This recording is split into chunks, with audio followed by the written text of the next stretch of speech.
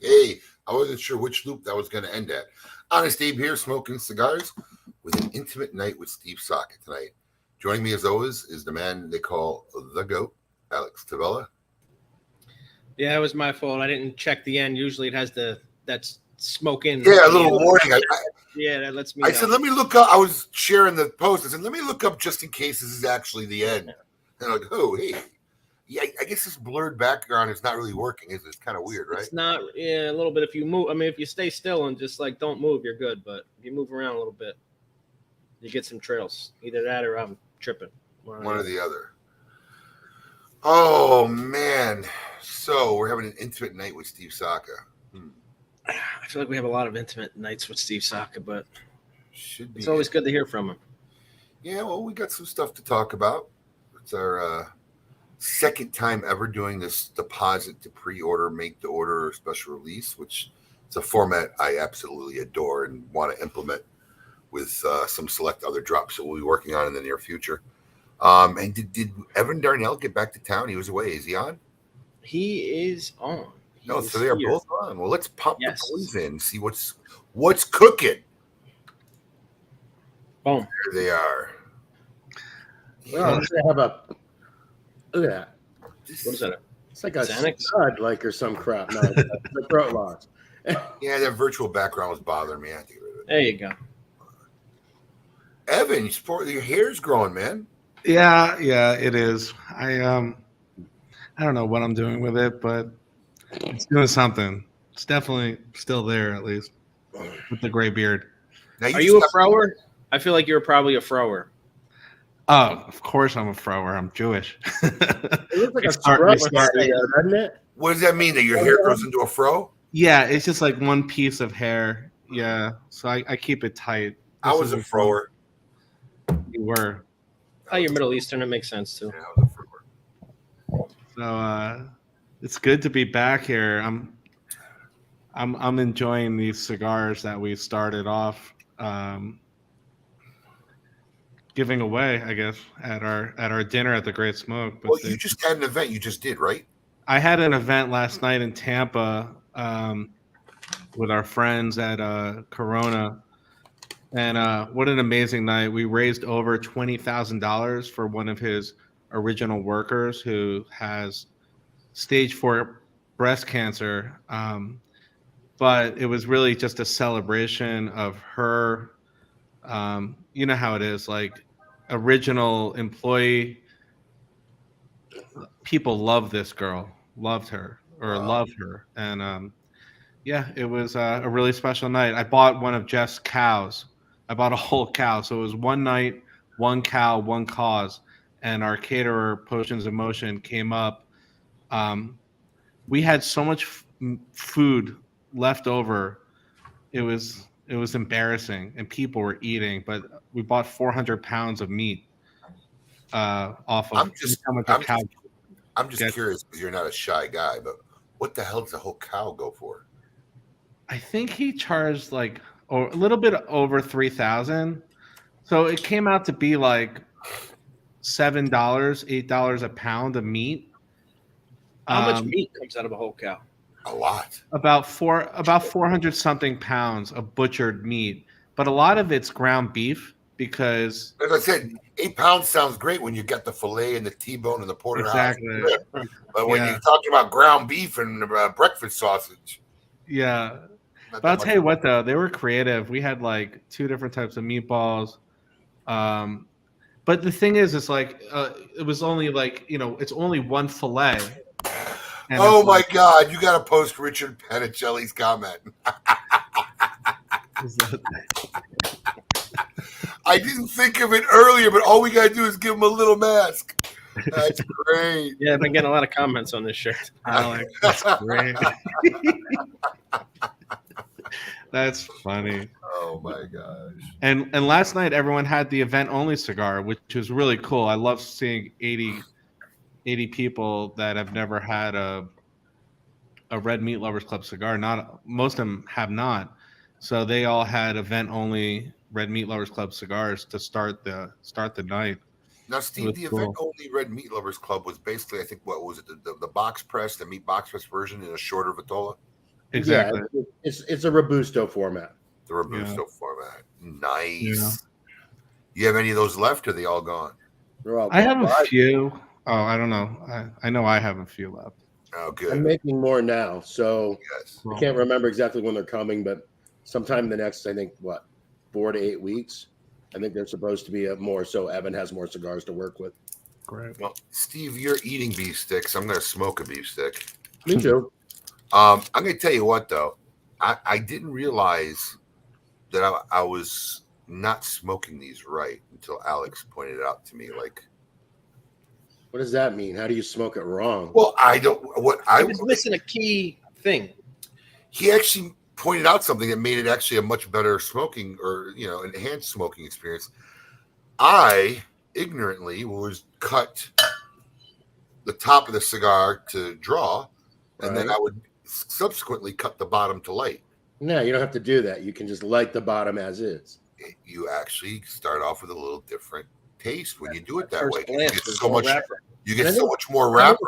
And I think it's kind of cool because most closed foot cigars are kind of where you just take the tobacco and you just kind of mash it down. Yeah, it's just show. Yeah, Flaky kind of mess. This actually, when you first start to light it, there's like no draw, but that no draw lasts literally like a half a second once you touch the flame to it, and then it actually helps it light even more evenly. So it actually does something good. I mean, I did it to kind of make it a gimmick, It's a beef stick, so I was thinking flat top, flat bottom, how a beef stick looks. But it actually turned out to actually do something, which is kind of nice when design actually serves form helps function, I guess. Well, I'm going to tell you something. You're right. It does kind of make for a nicer even burn, but I don't think I've ever seen anybody do it this way. I wonder how long it'll be before someone actually makes a cigar that looks just like this. One thing is I see you cut that, Steve. It is a little bit harder with the knife because of the flat top. You got to be a little more careful when you're knifing and sorting these cigars.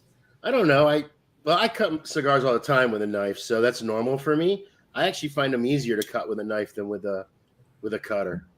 Flat like that? Yeah, I can see that. You can see where the blade is. And I got a nice even cut. Well, you're a pro. Yeah. You're a knife pro. So, Steve, you just got off a pretty bad bout of being ill. Serious. Yeah, I got viral pneumonia. In fact, this is literally the first cigar I've lit since March 11th.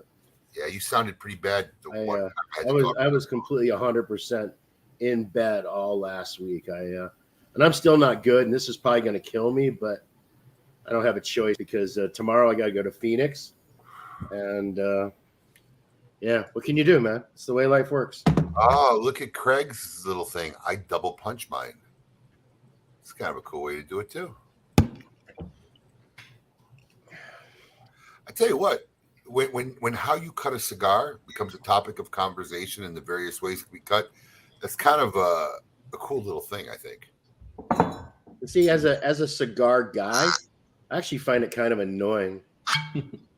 I mean, people cut their cigars in so many weird, funky ways these days. I mean, the idea is to open up the surface of the cigar.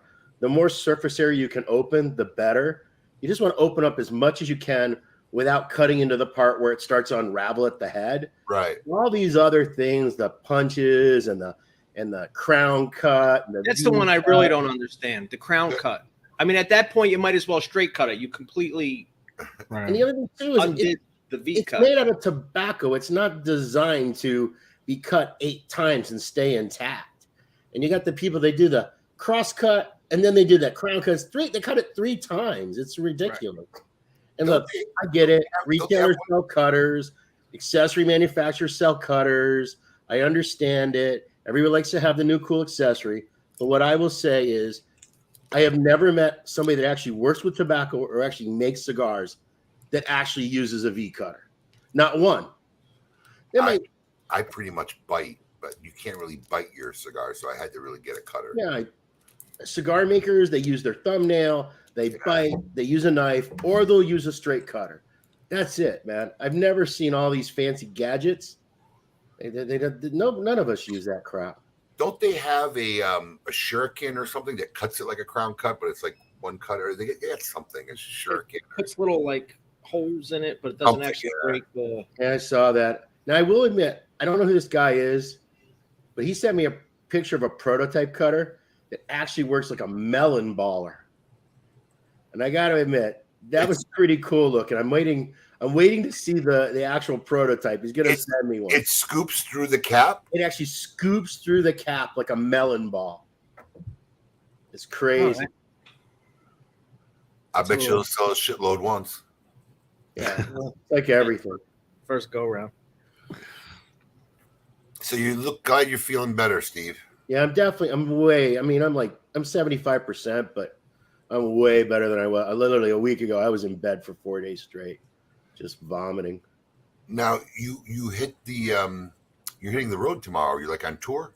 No, I'm going to Phoenix. I have an event on Saturday in I don't even know exactly where it is. Tubac, Arizona.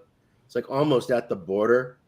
And then I'm doing something for Cigars Daily, a podcast on them Sunday. And then I have a big fancy dinner at Sanctuary at Camelback, the resort. I don't know if any of you guys have ever been there before. Great golf resort, Camelback in Scottsdale. And the restaurant is, the executive chef is Bomac. I don't know if any of you guys know him. He's a celebrity chef, Bo McMillan. And he's a huge cigar smoker, and he crushes the dinner every time.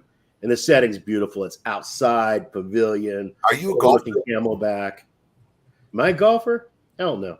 Okay, I didn't think you was. I'm a drinker. I'm a cart jockey. I'm a cigar smoker. But you and Paul DeGracco got something in common. Golf is just one more thing to be frustrated by. I don't need it in my life. You know what's funny is I used to always say that because every time I'm in Florida, a lot of people around me golf regularly.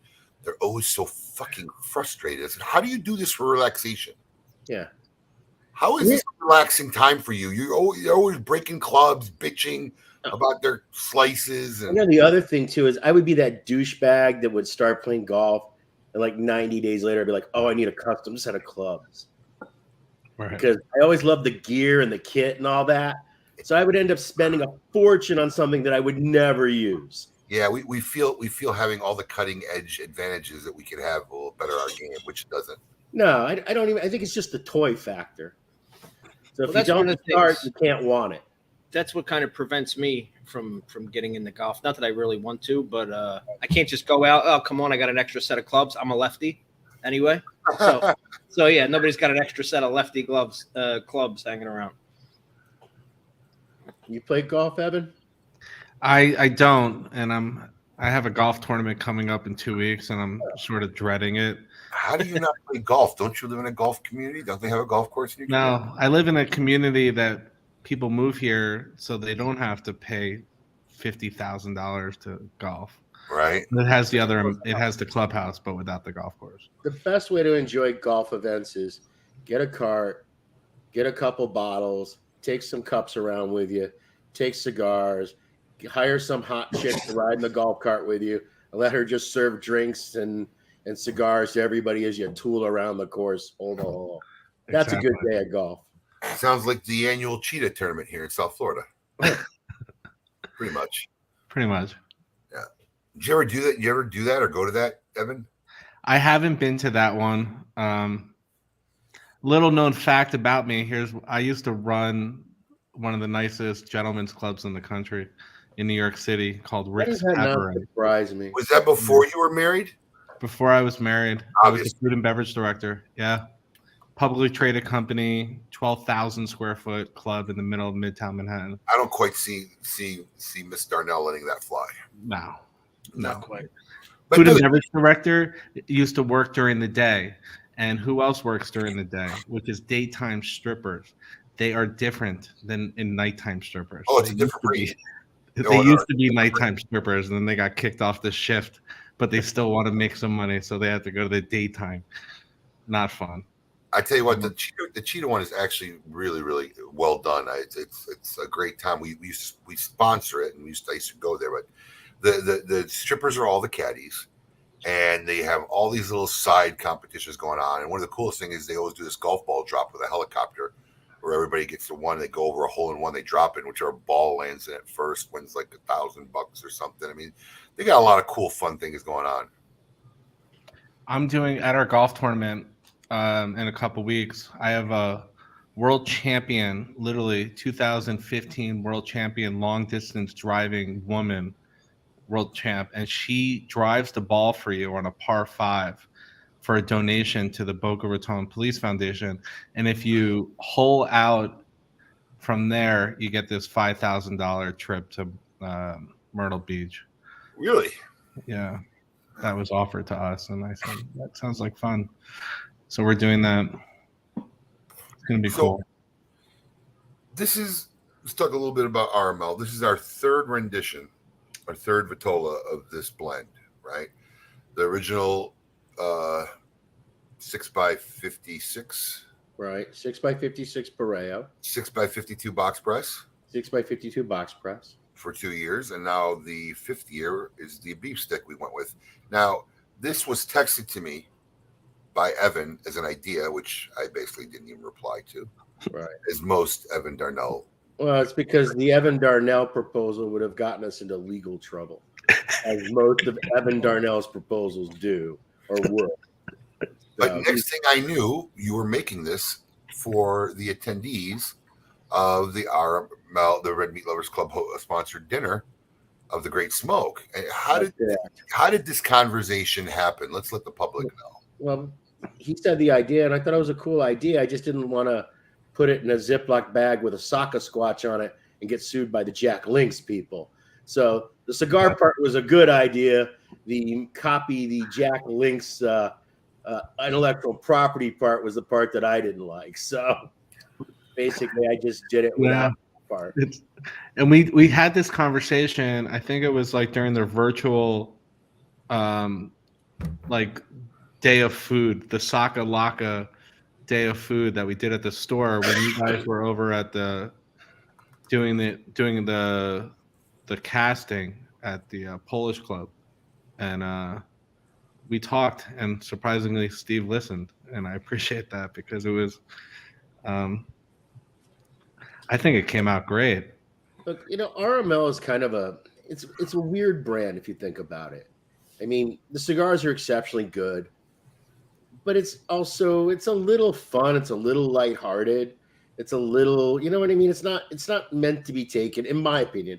And I don't want to describe Evan's brand, but when I think about it as a cigar brand, I think that it's okay to have a little bit more fun with the brand. I don't think it needs to be as buttoned up as a Sin Compromiso or a Sobra Mesa. You know what I mean? And also, I mean, it's reflective of Evan's personality too, right?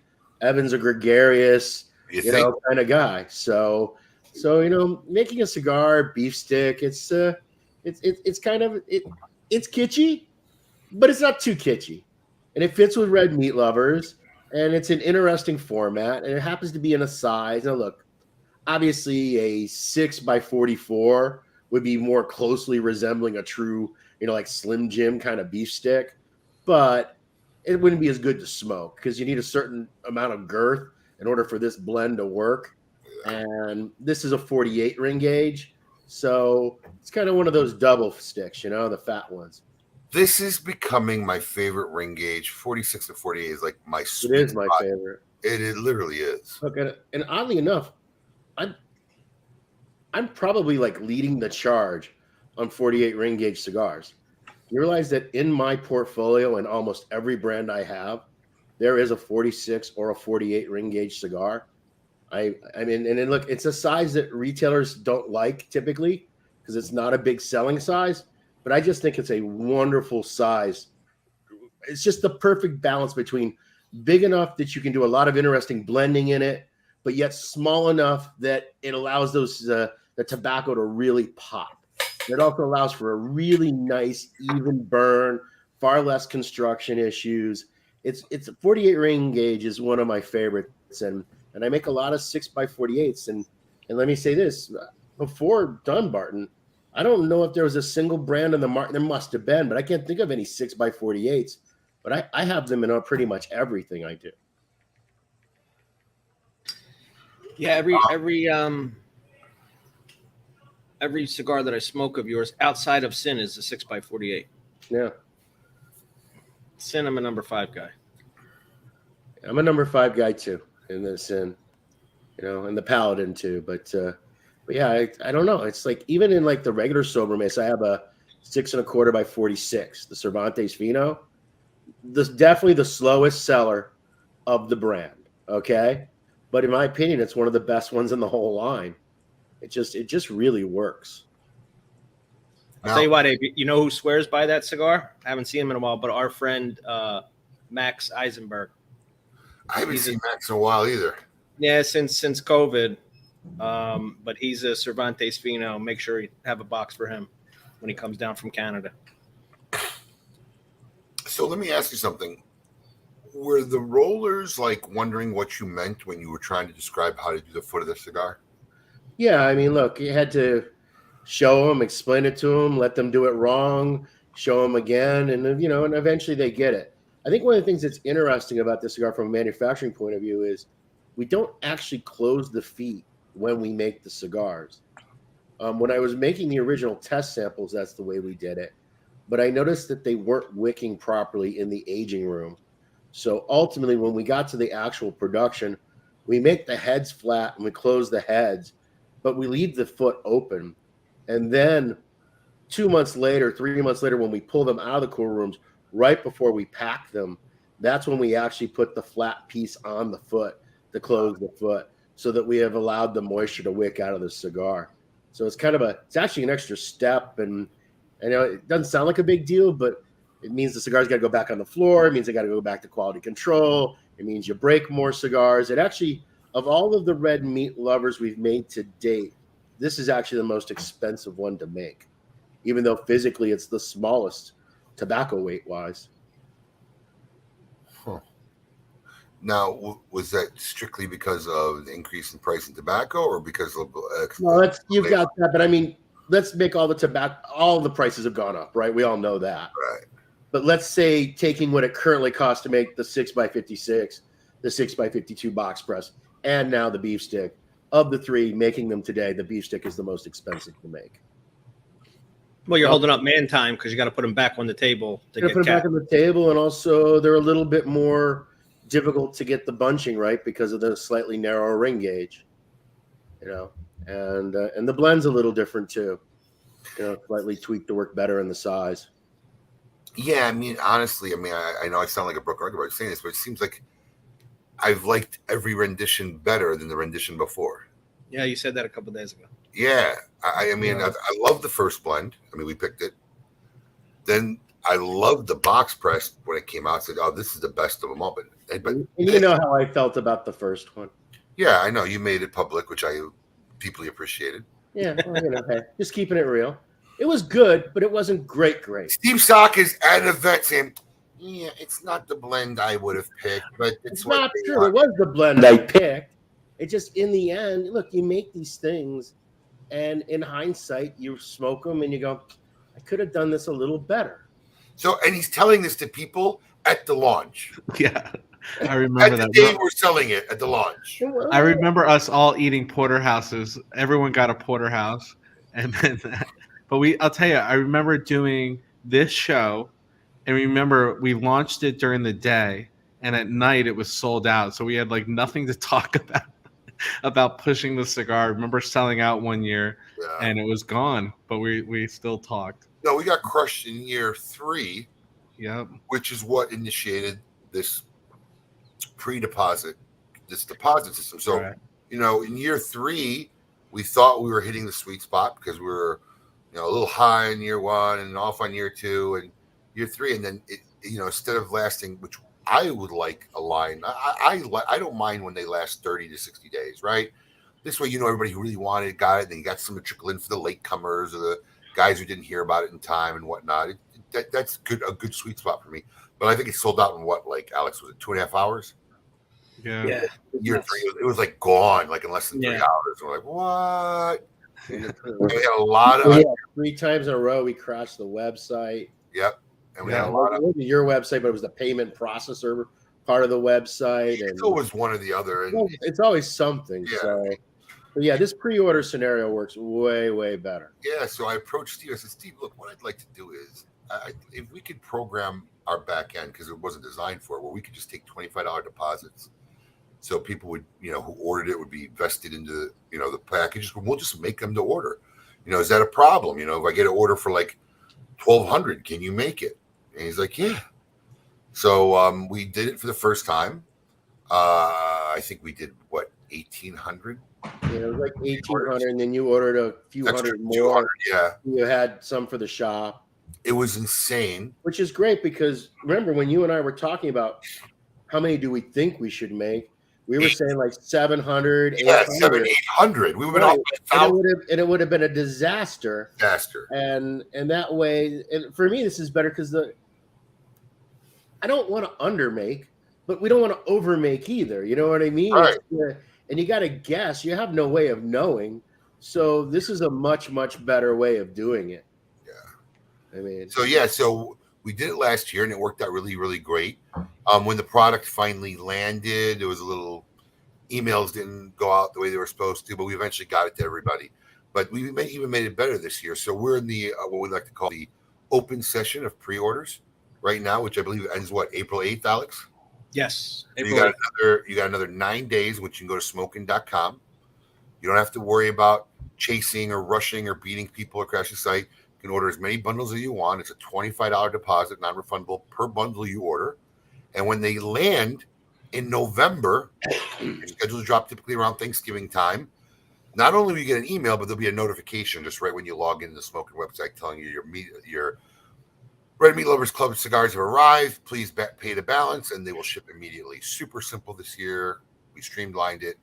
Very, very easy. now, depending on the number, though, Abe, I don't know that I'll be able to make many extra this year just because of production constraints. So, Well, as long as we make for the people who paid for it, we're all right. of course, we're gonna do that. Because what I'll do is I'll just put in an order myself and put deposits down for 200 extra bundles, and then they'll be reordered again. Yeah, game in the system. I already see how this works. Yeah, that would be a great plan. Yeah. So, Yeah. yeah. So, You're not said shit. Anyway, but it's really tasty, isn't it? It's I'm telling you, I like every rendition better. This is now. but again, it's that if you see this is kind of what I tend to do with everything. I make something and then I smoke it for a couple years and then I kind of go, how can I slightly make it a little better? Not change it, not go away from what it is. Just tweak it. Just a little, a little more salt, a little bit more this, a little that, and you refine it. And you see, that's in Sobremesa, I add the Elegante and the short Churchill. In Mi Querida, I do a variation that's a spicier in the Tricky Traca. In Sin, I add, the Paladin de Saka. In Sobremesa Brulee, I go, I can make a blue. You know what I mean? Because it's one thing when you're in the moment. You have that year and you're making these blends, you're trying them out, you're smoking them all back to back. It's not the same experience as, hey, it's on the shelf and it's in your humidor there for 8 months, 12 months. How does it taste then? And it just gives me a chance to kind of reflect. Yeah, you know what? I can do this little thing. I don't ever go back and fix anything because people love all those cigars and they're buying them, right? So you never want to change something that's successful. But it's okay to take something that hasn't yet been released and just do a little minor tweak. And look, some of my tweaks are people don't like. People tell me they like the regular Sin better than the Paladin. Some people tell me the El Americano is the best Sobremesa. It was one of the very first ones. You know what I mean? So it's not like it's universally that always it's better. It's just for me, I think, hey, what can I do to just take it a little bit different? Well, if you're in love with this line, or if you heard about it and haven't had a chance to try it, pre-orders are going on now. Go to smoking.com.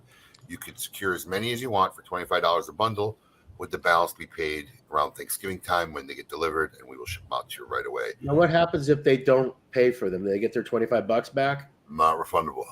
Do I get a cut of that $25? Nope. Boy, this is some deal. All right. No, I tell you what. You want to pay for the programming? We'll give you half of the pay half of the programming, and we'll give you half of the non-refundable. There really wasn't that many. In fact, we extended it, because it was only supposed to be 2 weeks. So we want to give everybody really who want. Our goal is not to get $25 deposits. Right. Of course not. You lose money. Yeah. If you get to keep the $25 deposit and got stuck with the cigars, you would lose money. I mean, our goal is to get the cigars to everybody, and I think we ran through pretty much almost everybody really got their cigars last year, and that's why instead of this 2 week period, I think we're just letting it go through the end of the year. Our goal is to get everybody the cigar who ordered it.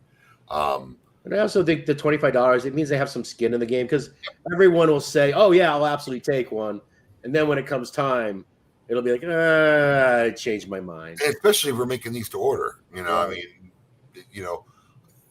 it's just a system that works. It's the way we've been running it, and it's been working great. I'm actually surprised no one's done this before. Thank you. It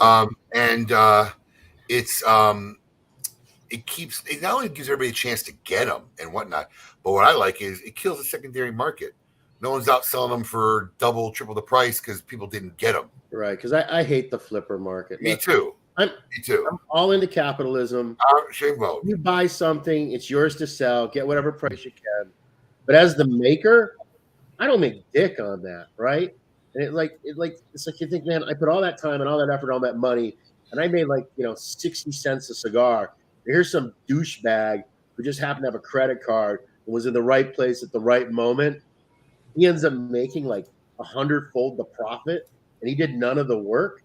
I don't know. That just turns me off in a big, big way. I agree with you. That's why I always tell people, when I make these limiteds, I never say that they're I never say they're limited editions. I always say limited production. I always reserve the right to make more. You know what I mean? Yep. I'm selling something that's supposed to be enjoyed, consumed. Look, I know I'm a cigar collector. I have cigars in my humidor that are crazy, right? But the point of cigars is not to covet them and enshrine them and to flip them for profit over profit over profit. They're consumable. They're meant to be lit. So I don't like to do anything that helps to encourage the flippers, which probably hurts my brand, right? Because think about how much sexier it'd be if you could never, ever get another U-boat, or if you could never, ever get another frog juice, you could never, ever get another whatever. It would make it even more. I mean, there's a lot of really good cigar makers that kind of made their bones by getting into that consumer base. Yep. But it's just, I don't know. It's something that's always rubbed me a little wrong. I'm in your boat. I'm the same way.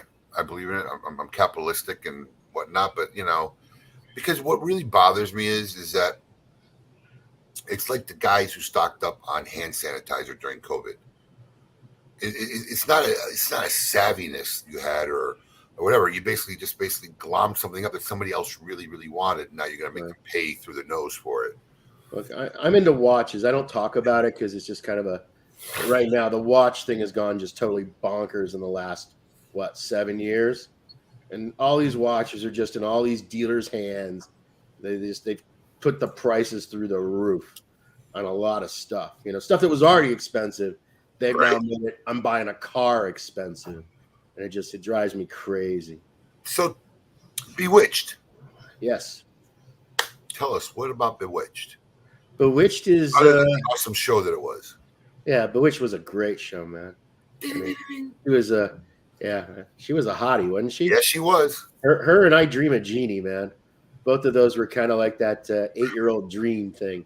But anyways, one of very few shows that successfully replaced a main character with a different actor that didn't really ruin the show. Very few shows have gotten away with that. Yeah, well, it's because it wasn't the important character. I mean, Elizabeth Montgomery was the one. Still important enough. I mean, so what Bewitched is I don't want to. So I've been working on a blend for 3 years called Krakatoa. That was supposed to be the next Bewitched de Saka release, and I just have never been happy with it. And I keep tweaking it and keep changing it. And I'm to the point now that I've gone so far down the rabbit hole with it that I don't even know what to do to fix it. So I decided that I was just going to not make that the next Bewitched release because I just can't get it to where I'm happy with it. I happened to last year make a blend that I made as for my friend Zach Patakis at the Owl Shop in Worcester for his 75th anniversary, and it just turned out phenomenal. In fact, it was so good. Even Zach, the night we launched, he's like, "You got to sell this to everybody." And I'm like, "Yeah, let me think about it." Blah blah blah blah blah, because I didn't really have a place for it. But then once I realized that I wasn't going to get Krakatoa the way I wanted it, I was like, "Hey, you know what? That blend that I did for that 75th, and it was only sold to like 300 people.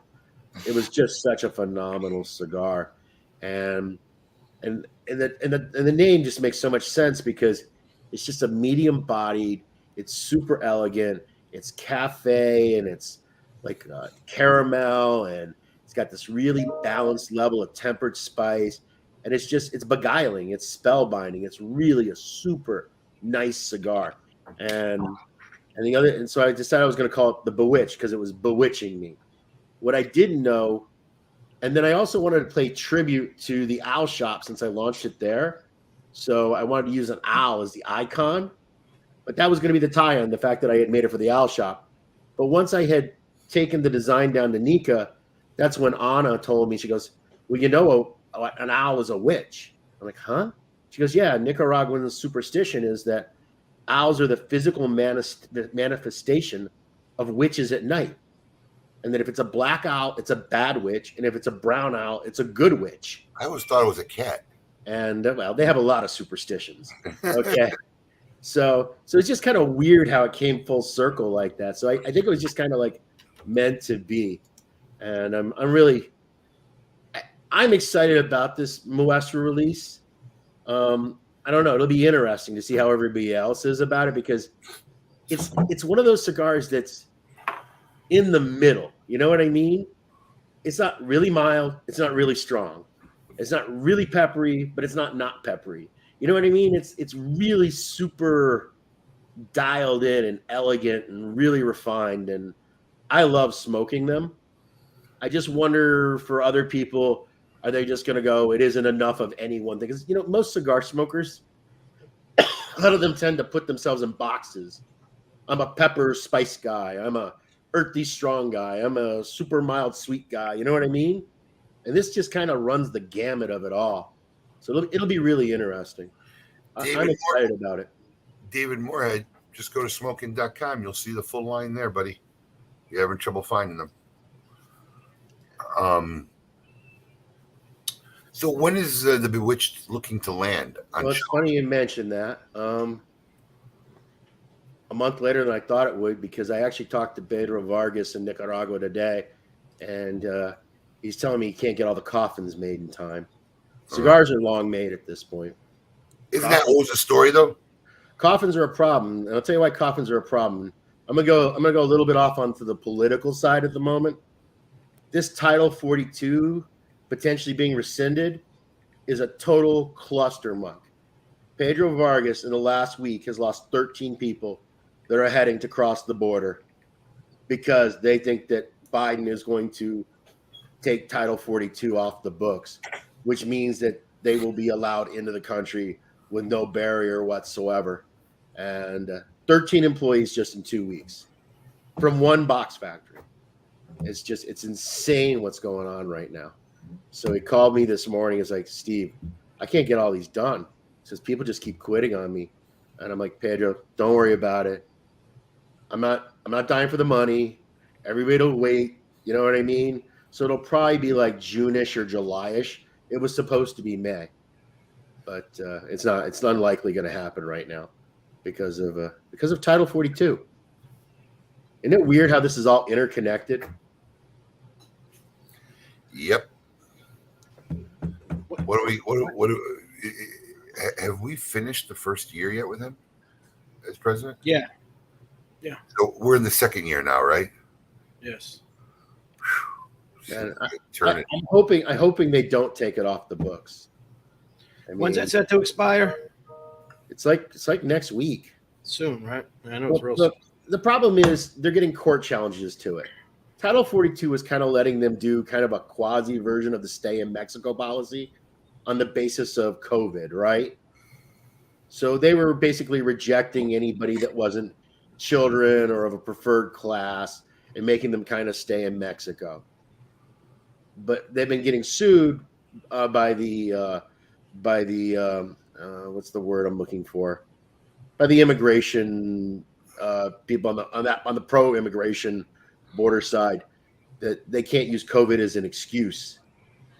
So it's kind of like Biden using it's kind of like the Biden administration doesn't want to have the Trump policy, so they use Title 42 to kind of sort of have half of the Trump policy, right? And they were using COVID as the cover for that, and they got challenged in the court system on it, and they're going to lose that. When really what they just need to do is just go back to hey, if you want entry to the United States, you have to be adjudicated. Once you're adjudicated, then you can come in. But I'm getting off the I don't mean to get into politics. I'm just telling you that this policy, whether you're in favor of it or not in favor of it, it's definitely having a dramatic impact in Central America. It's had a huge impact on our labor force. It's been a real problem for the last year and some odd months. And now with Title 42 potentially coming off the books, it's just going to be a disaster for us. Well, it's funny because the rest of the world seems to be able to still be using COVID as an excuse for either pricing or lackluster service or whatever else is going on. Smoking going to get any of the Bewitched. What do you think, Jeremy? I don't know. Did you order already? Yeah. I don't know. I don't pay attention. You would know. I would? How would I know? You would know. Evan, you got anything coming up? You're doing more stuff than ever now. I'm doing more stuff than ever. Yeah, I have. We're doing the Formula One. You know that Formula One racing is coming to Miami for the first time ever. I did not know. Oh, that'll be awesome. Yeah. So they're taking the Hard Rock Stadium and they're making it into a Formula One racetrack. And we're doing the kickoff dinner to the Formula One racing at H. Greg Lux May 5th, which is obviously Cinco de Mayo, which makes the menu super easy to write. You know, elevated Mexican street tacos with Wagyu and truffle street corn and Were all they that. building a racetrack around the hotel? No, around the stadium. Around the stadium. The Hard Rock Stadium. Yeah, it's a big deal. Those tickets are like Super Bowl tickets. They're so expensive. Really? Yeah, it's going to be a fortune. But we're doing the dinner with H. Greg Lux May 5th. And all this stuff can be found on our website, rmlclub.com.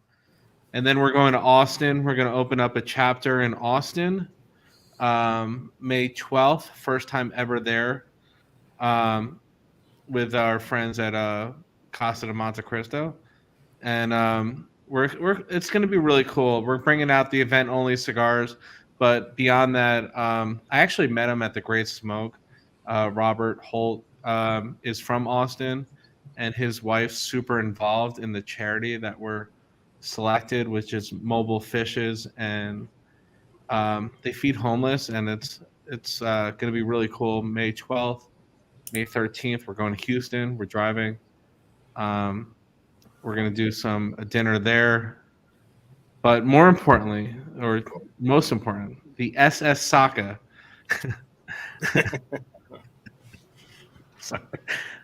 It's the biggest event I've ever done in my life. It would only been cooler if you could have got it done on a U-boat. Close, though. I don't know. No, cool. You need space, man. You need space. Listen. Okay, so what you do is you do it on a U-boat that's on a battleship. Yeah. We were contacted. Red Meat Lovers Club was contacted, and they knew about our cigar, thankfully, and they knew about what we do. So on June 16th, which is They know about what you do. I don't know about what you do. I don't know either. Okay. June 16th. June 16th. It's crazy to even say it out loud, but we're throwing a dinner on the largest battleship ever created in the world, which is the Battleship New Jersey, June 16th. battleshipbeef.com, and I have 5 chefs because it's that big of an event. I need more than just one caterer. I have 5 people, companies coming together to celebrate being epic together. They're allowing us to smoke the second time ever they've ever allowed cigar smoking on the ship, and it Smoking will lamp is be, lit, gentlemen. it What is was that? going to be Smoking amazing. lamp is lit. You need to say that, Evan, because that's what we would say when we were in the Navy. When you were allowed to smoke, it was the smoking lamp is lit. So that's how you should, Write when that you down. do your intro for the event, you got to say the smoking lamp is lit. The So smoking lamp, the I smoking lamps will be lit. I need to know the background story behind this because I never heard this expression. So was there literally a lamp that they would light when you were allowed to smoke? Well, in olden times, yes, but it just became a phrase that they would announce over the one MC. when you were in the armed forces, is that where you discovered your passion of cigars? I remember. Yeah, it was when I was actually in the Navy. That's when I got Yeah. into it. I remember you As telling me that story. Yeah, I was. It was when I was in enlisted school in the Navy, stationed aboard a Knox class frigate. I got into cigars courtesy of a senior chief, and then my operations officer Walter Laird. He's the first one that actually gave me a real cigar to smoke, and that's where it all began. Well, Big we're thanks going, goes to him. Right. we're going full circle on that because this night I'm gonna be thinking about this until it happens, but we're taking over a battleship. It's hard to say it out loud, but we're gonna have a lot of food. We're gonna have a lot of amazing uh, cigars by Steve. Everyone's getting a 3-pack of cigars by Dunbarton. He says, "I'm so excited about this event, Abe, that I bought 2 tables. I heard. I was originally just going to go, and I wasn't originally going to be the cigar at the dinner. But then I'm like, you know what? I'm going to invite a bunch of people to go to this because when do you get to smoke a cigar and eat Wagyu beef on the deck You of a don't. battle? You know what I mean? That's crazy. It's crazy. It's crazy. But we're Oh, doing that. You know, Yeah, what's even cooler was after you've had the dinner and you light up a Red Meat Lovers Club cigar. If someone bought a Battleship game and you actually played Battleship on a Battleship, that would be a social media picture if I ever saw one. Just you and Steve head to head playing Battleship on a Battleship. I think we can make that happen. I think we could make that happen too. I'm actually curious if that's ever happened anywhere. I mean, I can't imagine anybody actually saying you sunk my battleship while on the battleship. Yeah, let's do that. We're gonna have a lot of interesting things happen that day, but that's gonna be a big setup. But the battleship is excited to host the Red Meat Lovers Club. We're raising money for the battleship. It takes an immense amount of money to maintain this battleship. And, yeah, I had to get mine up. Yeah. I'm flying in the Saka helicopter and landing it on the battleship to start the dinner. I'll rappel down. Yeah, that I want to see. Yeah, that I want to see. That I want to see. So that's going to be June 16th. You first, and you hold the rope at the bottom as Saka goes second. Yeah. June 16th in Camden, right? Yeah, it's right Camden, outside of Philadelphia. Which is what, 9 minutes, 12 minutes from your hometown of Philly? Yeah, 9 minutes at best. At best. So we're gonna have a good Philly contingent there. It's gonna be I hope it's gonna be a really special night. I'll do everything I can to make sure it's as epic as I think it can be. So it's a big proposition, but we're gonna do it together. And there you have it from the second. If it goes well, You'll be gone, Abe, Abe, annual thing. I mean, if we can Me, raise some money for June the 16th, yeah, you won't be around, right? June 16th, I will be halfway across the globe, Yeah. taking the kids to go see the motherland for 5 weeks. Going to What's Jordan. What's the webpage again? Yeah, so it's battleshipbeef.com. There you And have it. I'm There actually you have gonna. I haven't reached out to him yet, but I've saved a couple of my seats. I'm gonna invite Lou. See if I can get Lou to come out. well, first Lou is on me because he's one of my heroes too. So He's actually down here right now. I gotta give him a call. He usually stays through. Yeah, he's still there, but he'll be in Jersey by that time. Yeah, I gotta give him a call actually. Yeah. I'll send him a car service just to make it super simple because Wrong kind of guy. yeah. Wrong kind of guy. That'll go over well, right? Wrong kind of guy. Yeah. He'd be like, You- you want to do what? What? Yeah. Huh? Why can't I Why drive? can't I drive? Yeah, it's exactly what he'd say. Why can't I I don't know drive? how to use a car. What are you sending me a car for? What's the matter with you? Some of my favorite KMA shows have been obviously with him. You guys have a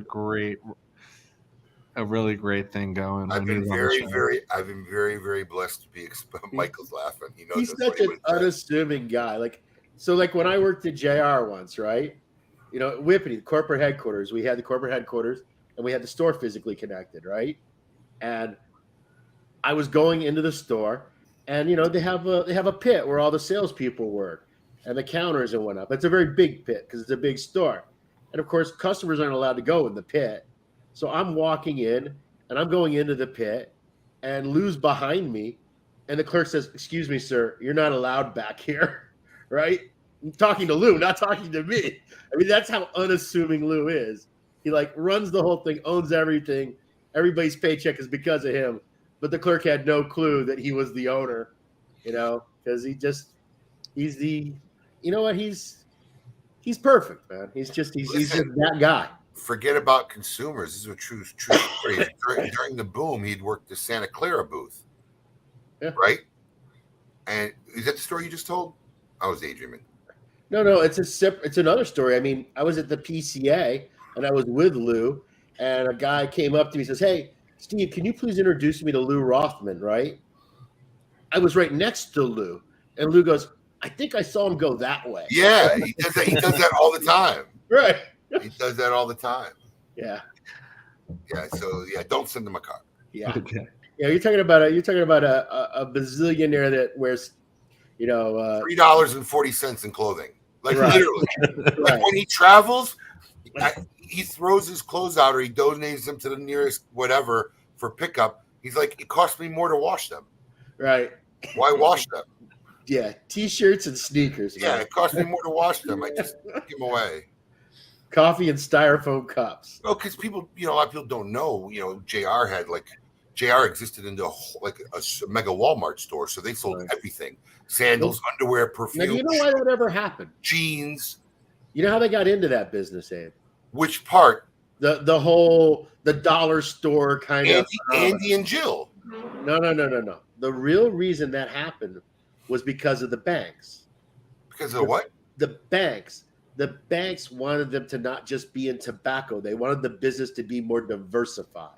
Really? Yes, and that is the reason why all of that stuff really came into being. I didn't even know that. Yeah, it was because in the beginning, as Lou was growing JR Cigar, and you need cash, and you want to buy, because he was buying all that land and building buildings and all of that kind of stuff. They were like, well, and that's how that all got started. And I remember the first time I went into the Selma store, and they had the Bible on closeout. I mean, the Bible is on closeout. It's like the most sold book in the world, but literally, they just had a pile, like a mountain of Bibles. They had everything. It was amazing. You could be saved today only for $3.95. Right now, $1.95. And the thing is, and a lot of that stuff you would get for free because, there would be overstock, and they would have to pay someone to come and pick it up and destroy it. So if you were willing to go to these manufacturers and pick up whatever their overstock was that they were just trying to write down, and they didn't have to pay for the disposal and the taking it away and all of that, they actually made money by giving it to you. Yep. And a lot of that stuff, you could get a lot of that stuff for near free if you knew the right people to talk to. Wow. Much different industry today, obviously, because now you have all the online overstocks and all these other things and Dollar Generals and whatnot. A lot new ways to move stuff these days. Yeah, but so I did have one really important thing I wanted to talk about. Yes, sir. I was thinking about this. Well, this is what we're here for. This is an intimate night with Steve Saka. I was thinking about. I found a package of beef sticks on my desk right before we started. In fact, you guys might have seen me gnawing on one or two of them. Yes. I was thinking about what are my 5 favorite brands of beef sticks. And I've got my list here, but I'm curious if I asked you guys that, what would you name as your favorites? Well, I already told you the one that you were eating is actually my favorites. They're not easily found, by the way. All right. Well, you hold that one because that's my favorite too. Yeah. Let's see if any of the other 2 gentlemen mention that one. Yeah. But do you have another contender? I have 5. I'm not a beef stick eater. My dad was a butcher by trade, so like we weren't allowed to eat like a lot of that kind of meats growing up. Hot dogs were never bought in the house, because he just like knew what went in them. So good stuff, baby. Yeah, but I tell you what, Evan got us some beef sticks, which are pretty damn tasty. Were they Vermont? Vermont beef sticks. Yeah, Vermont organic. They're very good. You know what it is? They don't. Is that the one you were eating? Oh no, you were eating. Yeah, you were eating another one. Yeah. Those Vermont, they don't leave that salty, dry. I need a drink now when I eat it. The only thing is they're very greasy. They are very greasy. See, that's the one. That's the one we use. No, look, the one you got, Steve. The one I like is really dry. I like it. So, actually, Vermont is in my top 5. And then the super greasy one, the OG, is in my top 5. I know it's nasty, but sometimes a Slim Jim is the only thing. The yard Slim Jim, 1 yard long. Oh my God, that's just. I love that cardiac arrest of a stick. Oh. It's like all that grease and all that yuck. Oh, it's just so scrumptious. But those Vermont, I really felt bad wasting them. But Vermont organics. I'll tell you another one that's really good. They were wasted in the video that we made for the. Oh. Now we handed them out to the guys. They ended up in a belly. So no, they did not, man. Because those things. So first off, I'm trying to hold it right. We're trying to get the camera angle. We're trying to drop it right. You know how many times it took because they kept bouncing weird. Couldn't get a good take. They're bouncing on the floor. I'm picking them up. Grease everywhere. So now we're done with this photo shoot. And I go, here, Alex, go pass these out to the guys out front. I'll tell you, I mean, that the original idea, obviously, we didn't get them in time, I was like, we're going to include a beef stick with the last rendition of the Red Meat Lovers Club. Simon always a Debbie Downer. He's always a Debbie Downer. I'll tell you, putting it on the long table of 200 guys at the Great Smoke, that was a fun idea. It certainly made a great visual. And we still have a lot more to use for other functions. Yeah. So Ken, I still got 3 more on my list. I want to know about Steve's list. I'm excited. Okay. So have you ever had the Made in Wisconsin? Those are excellent. The Made in Wisconsin brand, that's what they're called, Made in Wisconsin. Those are a must. Another one that's exceptional, that's a higher quality one, is Chomps. CHOMPS, Chomps. Those are also organic, grass-fed beef. Those are fantastic. But as Abe knows, the number one is the one I found on my desk, which is the Dukes. Dukes, these are my favorite form. These are unreal.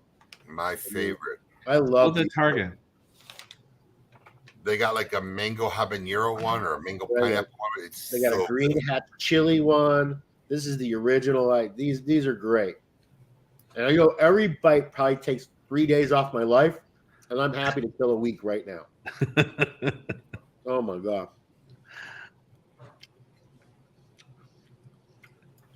Oh, Ken. We love you, Ken. So sweet. But he is right. These are probably not good for you. I mean, neither is this. Neither is this. That argument doesn't stop anywhere. In some cases, marriage. I didn't say that out loud, but What else, Steve? I don't know, man. You know, What's going on for the PCA? Come on, give us a little peek. not a lot for me, to be honest with you. There's no way on earth you're going to the PCA with nothing. No, I look. I'm gonna have the Mi Querida, the black version that it was a cigar I made last year for JR for their 50th anniversary. That was really good, and it was always intended. That wasn't something I made for them. That was something that I made for me, but I gave them to use for their 50th last year because I was just so jammed up and I had this commitment and there was no time to make something different. So they kind of got a pre-release of it, but we're gonna do the same size. It's gonna be called Saka Con. Saka Con. Yeah, that's actually a Navy story. So when I was in the Navy, it was when Shaka Khan was a really popular group. I don't know if you guys remember them from the 80s. She was. And in addition to that, I was stationed on my boat so long because I wasn't willing to re-enlist. So I never got transferred off. So I did a whole extra med cruise. So on that last med cruise, I was so bored of being on the boat and I had done everything that I actually qualified to be an junior officer of the deck underway, which is normally something that enlisted people aren't allowed to do. It's something that's normally reserved for junior officers as part of their line officer training to eventually hopefully become a captain of a ship. And so I actually got con qualified to be an officer of the deck underway, a junior officer of the deck underway. So everyone just started calling me Saka Khan because CON and Shaka Khan was popular. So it was kind of a nickname I had when I was in the Navy. And then there's also another weird tie into that because my middle name is Temujin. I don't know if you knew that, Abe. Yeah, Temujin is my middle name. Temujin? Temujin, yeah, Temujin. My father is Turkish. I know, but I never knew. My father is of Mongol descent. Temujin. And so he wanted to name his firstborn son after Genghis Khan. And Genghis Khan's birth name was Temujin. Yeah. So in fact, he wanted to name me Hussein Temujin Saka, but my mother said no. He has to go to kindergarten, and we don't want his ass to get kicked.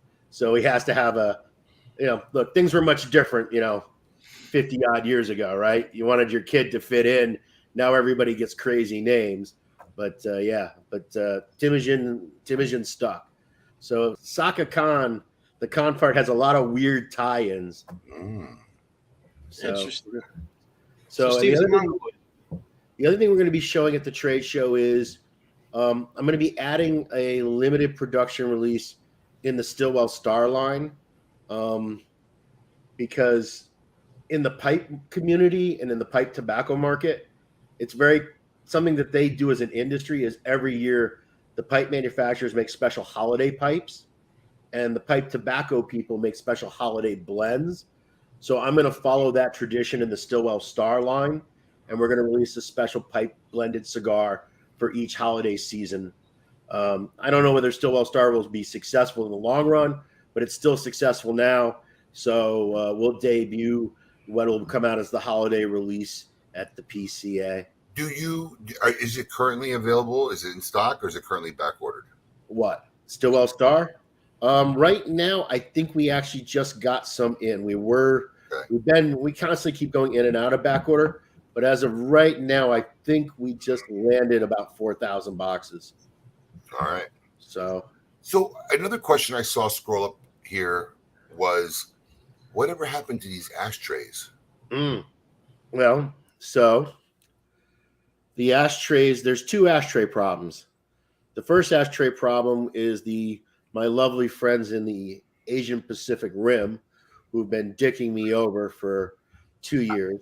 I thought these were being made by hand in Nicaragua. I know. There's two different ones. There's a crystal glass ashtray that's awesome, which is finally getting completed now and will probably be shipped about 6 weeks from now. And then there are the hand-carved stone ashtrays, and those were actually done quite a while ago. But the problem is I couldn't get the boxes made for them.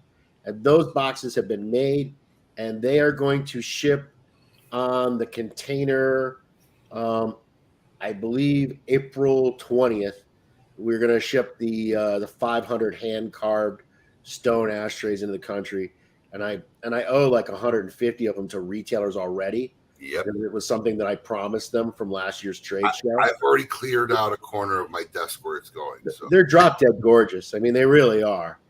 Well, you know what the problem is sometimes guys like me, when you're friends with Steve, I'm the guy they forget about. Oh, yeah, that's right. You were there. Because they're back there. It's only Abe. He's not worried about it. So I'm like the last guy that'll get stuff. No.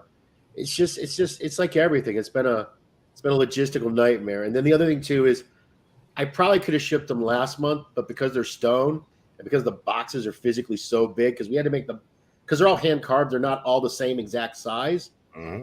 So we had to make the boxes oversized. And then in order to pack them in the boxes so they don't get damaged, we're actually packing the boxes with picadura. So like every single one comes with like 2 pounds of shredded tobacco on top of a stone ashtray in a giant box.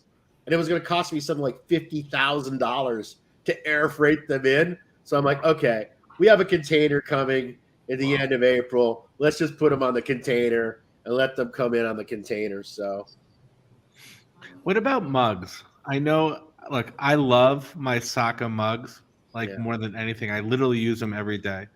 Well, look, they're not Saka mugs. They're made by Deneen Pottery. Anybody can get them to make mugs for you.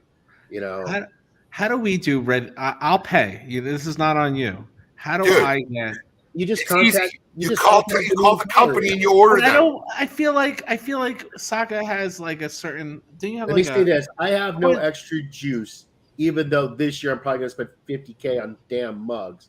And let me say right now, an order you placed this month, they're now saying they're going to be delivered in March of 2023. They are 1 full year behind right now for all your orders. I need Red Meat Lovers Club mugs done in that same exact way. They're the best mugs you could possibly have. I love using it. I literally every single day. The only thing with the mug is they cost now they're up to like almost with the box, they're like $13 cost from Deneen, not counting shipping. So you're like literally out of pocket $14 for a mug. I mean, they are really expensive. Well, I mean, they're super pricey. But that's why they retail for what, 25 to Evan don't care. He'll just get a sponsor.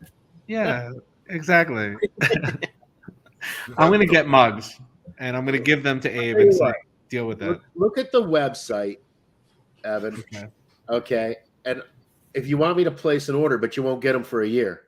Fair enough. That means I have a whole other year to find a sponsor. I'm going to place another order. Okay. Because I know that I have a gazillion mugs coming, but I mean, I'm surprised at how much they like them. Look, the mugs are fantastic. They work great. They're the best mugs. They really are. They are. But it's hard because you get these inexpensive foreign made mugs that are machine poured, whatever, slurry that they just form. Those mugs, you get mugs like that for $1 a piece, $1.25. Right. And here you got these hand thrown, mugs, and they're like I said, it's about $14 a mug cost. They're pricey. Oh, I'm in for 100 mugs. I don't know how many their minimum is. I think I have to check. Originally, 4 years ago, the minimum was 24. But I know last year they made the minimum like 198, I think. Okay. So they keep raising the minimums, and people just keep getting more and more orders. Well, there's a quality to them that's special. So that's cool. I love the little espresso cups, but those are like $9. Everyone wants them. That's all they talk about online is how they want espresso cups from you. Yeah, so. The espresso cups are great, but the problem is at least the mug is a mug for $14. The espresso cup is a shot glass, and it's $9. Do they make a custom shape? Because I don't see some of the shapes that you've made. Yeah, no. They're there. So you've used only shapes that they have in their library. That is correct. Okay. Is the tankard mug? Is the big guy like now more the tankard money? Mugs are more money. Yeah. And it depends on the glaze you select. Whether it's so the glazes add to the cost. So the shapes add to the cost, the size adds to the cost, the glaze adds to the cost, and then the logo, the amount of work they have to do to make the logo work for the mug. And I have to tell you, you don't want to mail it in with them. You want to spend the extra money on the design services, and you want to be willing to pay them extra for the design services, not just their $50 or $75 thing, because it does make a difference. They have a girl on staff, TJ. She does great work, but you got to hire her for a few extra hours because she understands how to make things look good and the process that they do to make the mugs, right? Right. You can have a really cool logo, but it doesn't translate to the way that they have to actually manufacture the mug. And she knows all the ins and outs. So it's better to kind of like say, hey, TJ, this is what I want it to be, and let her go wild. And it doesn't cost that much more. But to spend a few $100 extra for her to get it perfect, it really helps in the end. It makes a difference. Yeah. I remember asking you about a year ago if you minded if we used them because I was going to make them. I should have placed anybody. I always tell people who they are. I should have placed my order a year ago. I don't hide the fact. And anybody can see how much they cost because if you go on the website, you can figure out how much everything costs yourself. You know, the little cardboard boxes, the thin ones are 75 cents, I think, and the heavyweight ones are $1. Maybe they're now $1 and $1.25 because I think they just raised the prices. You know, but the problem is with the tankards, they don't have any boxes the tankards fit in. With the shot glasses, they don't have any boxes the shot glasses fit in. So that makes it a little hard for when you want to ship them out to people. Well, you know, when we're talking about mugs for too long, it's winding up to the end of the show. I can talk about mugs all day. Well, I got a 6 a.m. flight. I got to head out to Atlanta tomorrow. But it's always good to have these guys on here. This is Alex. Were you in the room when we had this? Were you doing KMA when Evan came on? When Steve was on? No, you were on the show. Alex wasn't around. I don't know if he was working with you at that point. No. That was You're on mute, Alex. For what? First at RML? No, when we actually talked about it on KMA for the first time, it was just a coincidence that Evan was on the show. Steve, and I'm like, dude, guys, why don't we do this? No, I was still in West Palm. But yeah, in my opinion, probably one of the most successful single store exclusives for now. The Red Meat Lovers Club blend.